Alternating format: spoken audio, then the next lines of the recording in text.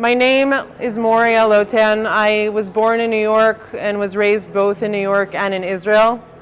This is my 6th time moving between the two countries. People say that I have an issue with being inconsistent. I actually say I'm pretty consistent about being inconsistent, so for me it has worked well. I spent 6 years doing work on non-proliferation of nukes, and then I moved into the US energy sector in 2017 and did work on decarbonizing our planet. So small problems that don't require a lot of innovation. And I was doing that work on October 6th, and then on October 7th in the morning, in our family chat, we're 4 sisters, I woke up and the chat was already very, very active.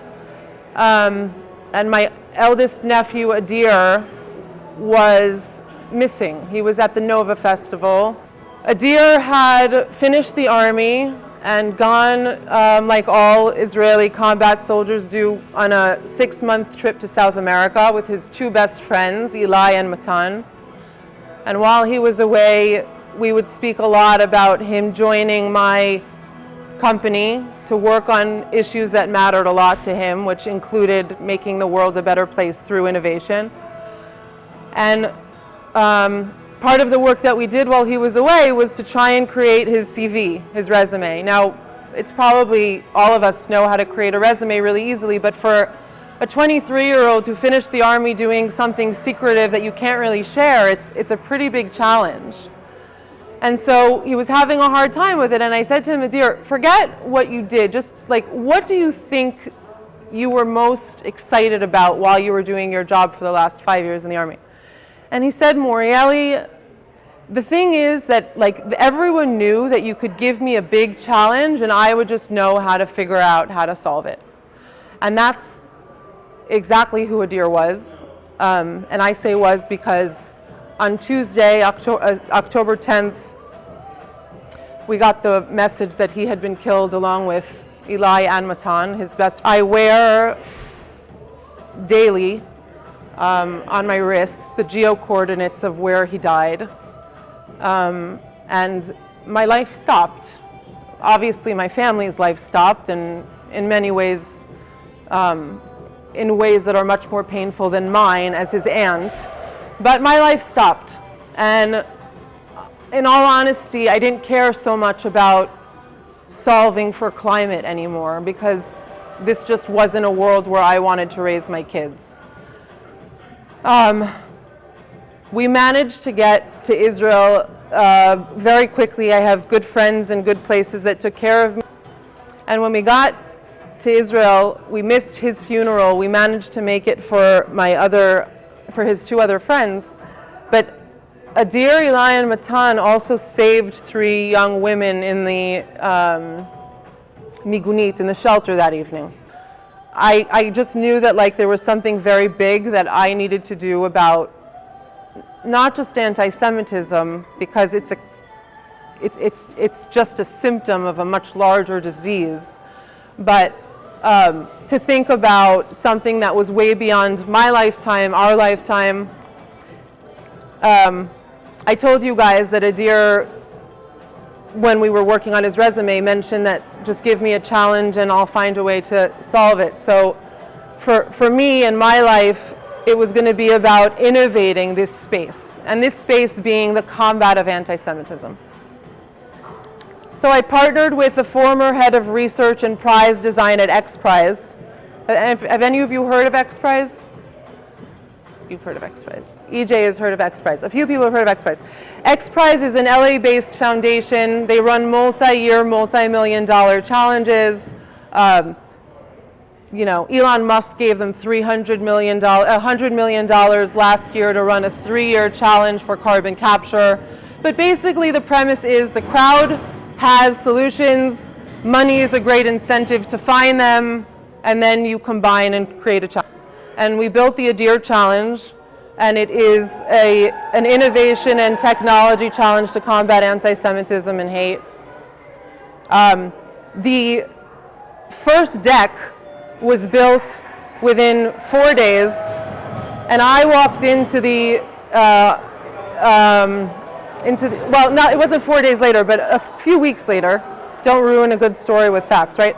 I walked into the UJA's office to someone very senior, and I sat down in the chair and I was like, you guys don't know how to innovate, you're failing, it's a mess, you haven't done what you're supposed to do, it's on us, this is what's needed, and I'm very grateful that they were supportive of it. And so we received a little bit of funding, and we ran the first challenge in March.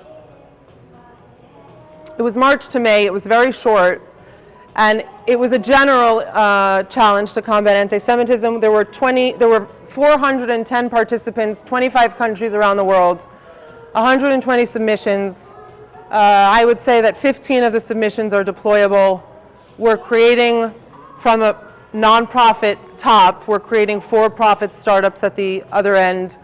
And it's really exciting, and I could talk more about what innovation in tech means for Adir and how it's being applied into real world needs.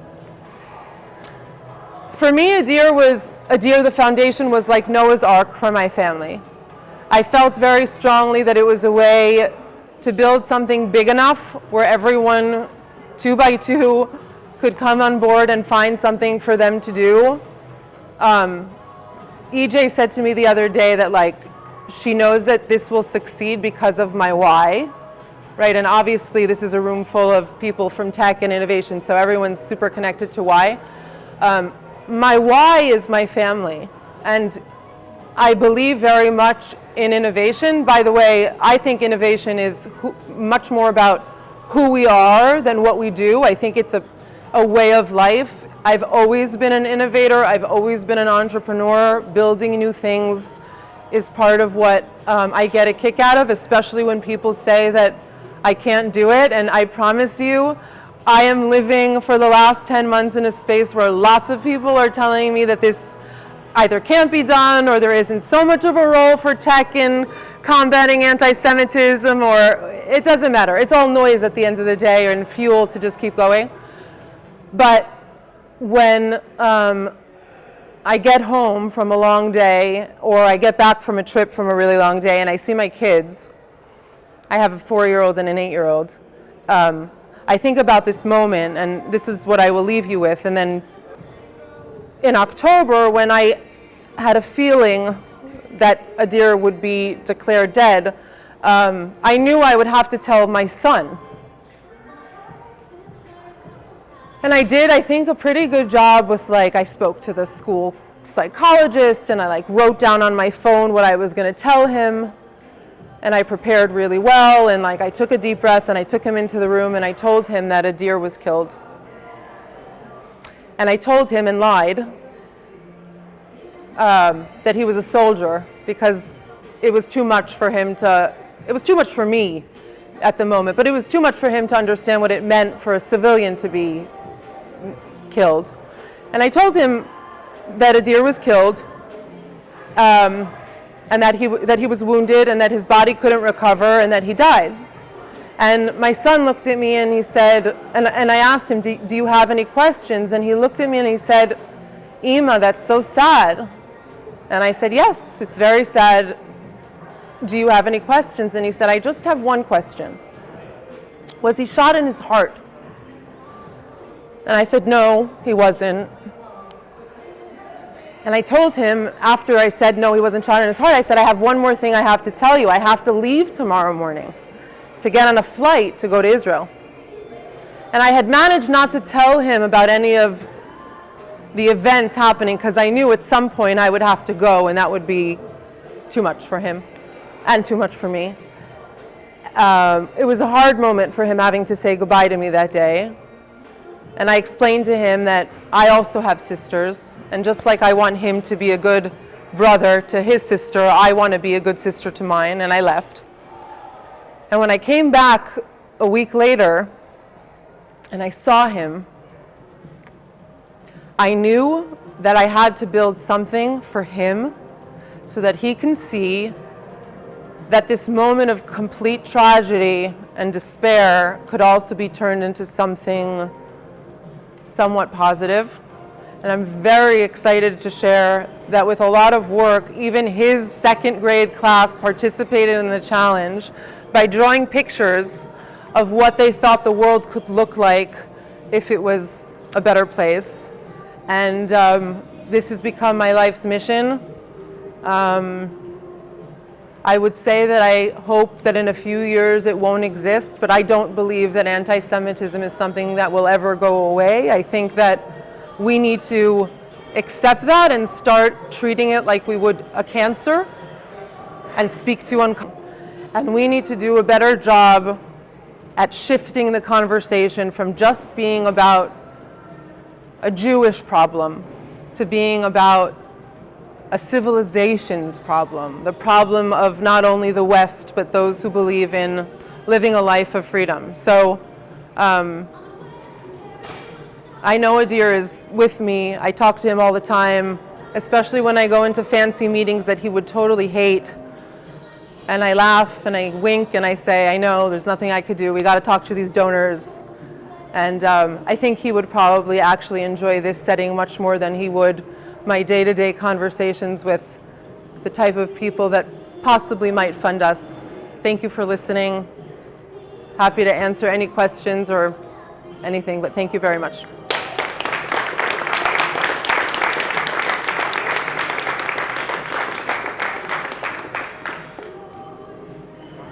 That deal with the obsessive sharing, or that deal with accurate content, or which part? I think all those parts are Yeah, valid. yeah. So 33% of those who submitted to the challenge submitted solutions for social media.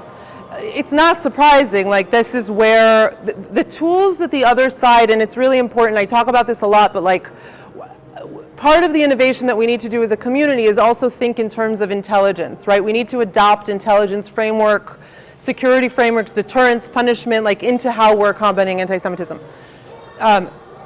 Anti-Semitism in many ways online has become not only more exacerbated, but it's a way that the other side is manipulating how we're receiving information, consuming information.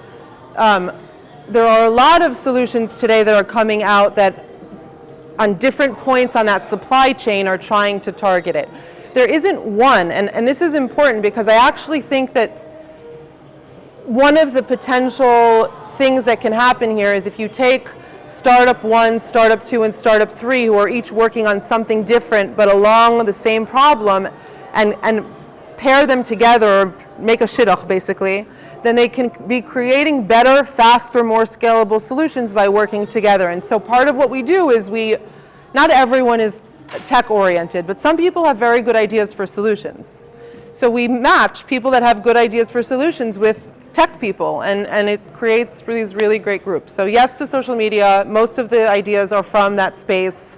A few things that I've seen that are moving the needle, but we're not there yet. I don't think we're there yet. Yeah. So on that topic, is there like one particular one that's kind of like on the forefront of it that's been kind of working out? Like just what does that look like? I'm just curious. What is the one startup that I like right now in the space? That's like moving the needle or like trying to at least. Could you repeat the question? Yeah, he's asking, what's your name?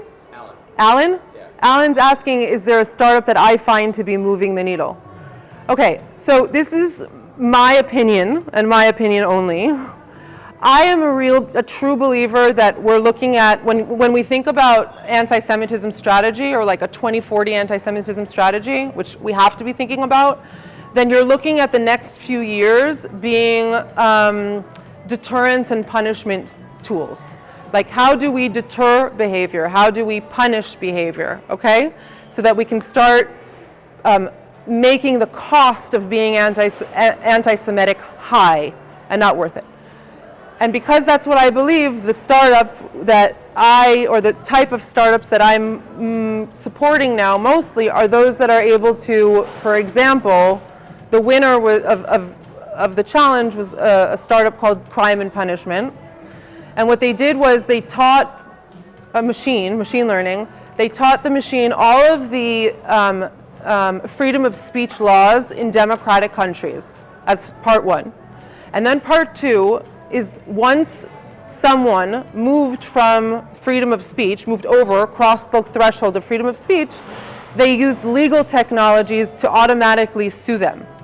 If you remember a couple of months ago when there was that huge riot outside of the Nova Festival and someone was coming onto the subways saying, if you're Zionist, get off, that's actually domestic terrorism, right? That's not freedom of speech. That would trigger right away if the police in New York or if people in New York and decision makers in the city wanted to, we could deploy technologies today, and then I'm going to answer the third part in a second, which could do something about it. And what's the third part? The third part is you're smart, you say, okay, but how do you know who the person is that said it, right? We're living in an age where there are plenty of technologies who are able to do user-generated video identification to let us know, even with some of the masks, by the way, even though, as EJ knows, I believe in passing regulation having to do with unmasking, but even with masks in place, you would know. So in one company, you have a closed loop of the law, the legal technology with machine learning, the suing, and then the identification. And I think it's a huge deterrent, and I would love to see it deployed tomorrow.